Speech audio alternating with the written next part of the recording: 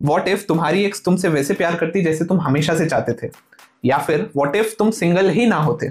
अब real life में कई चीजें हमारी पहुंच से दूर होती हैं, बट फिजिक्स में भी कई बार कई चीजें फिजिक्स की पहुंच से दूर होती हैं। But doesn't physics explain the working of the whole universe? हाँ, तो हमें कैसे पता फिजिक्स कुछ एक्सप्लेन नहीं कर पा रहा है? If physics explains the universe we live in, does that make any sense? या इट डज। हमें ये पता तब चलता है जब हम फिजिक्स की लैंग्वेज यानी कि मैथमेटिक्स को समझते हैं। एक छोटे से एग्जांपल से समझाता हूँ। Let us take a square plate जिसका एरिया 1 मीटर स्क्वायर है, एंड अब हम लोग उसका साइड फाइंड करने का ट्राई कर रहे हैं, which is let's say x।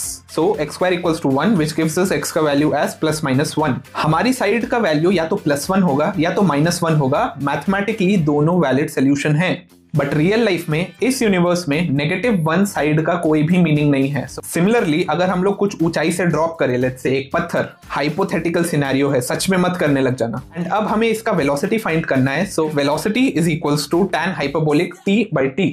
And अगर इस रिजल्ट को हम लोग प्लॉट करें तो हमारा प्लॉट कुछ ऐसा दिखाई देगा। दैट मीन्स पत्थर की वेलोसिटी बढ़ती जाएगी कुछ टाइम तक, and after some time that velocity will become constant. अगर हम ग्राफ की दूसरी साइड गौर करें तो ये क्या, नेगेटिव टाइम में भी हमको एक सोल्यूशन मिलना चाहिए था, बट फिजिक्स के रीच में as of now negative time नहीं है।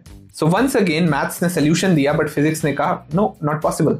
And you know when it gets tricky, जब हमारे पास सिर्फ और सिर्फ ऐसे अनफिजिकल सॉल्यूशंस हैं, तब जाके हमको कुछ वर्क अराउंड्स ढूंढने पड़ते हैं। For example let's take a simple spring mass system. इसकी इक्वेशन कुछ ऐसी दिखाई देती है, mx double dot plus kx is equals to 0। अगर इसका सोल्यूशन हमें trial function which is x equals to e to the power rt से फाइंड करने की कोशिश करें तो हमें मिलेगा mr square plus k equals to 0।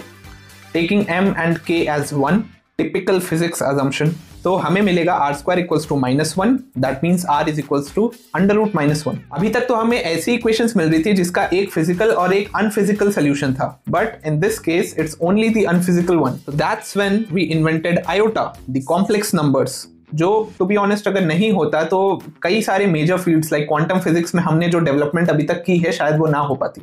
अब इसको भी थोड़ा सा समझ लेते हैं, जस्ट बेयर विथ मी।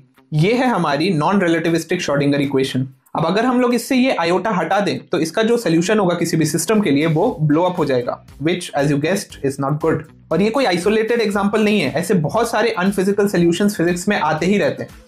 ये सारे मैंने इकट्ठे किए हैं, पढ़ लो अच्छे से। Since I'm feeling a bit metaphysics today, so let me go one step ahead. What if there is a language which supersedes mathematics? क्या हम capable हैं उसको समझने के? या फिर ये पूरा वीडियो ही एक पैराडॉक्स था?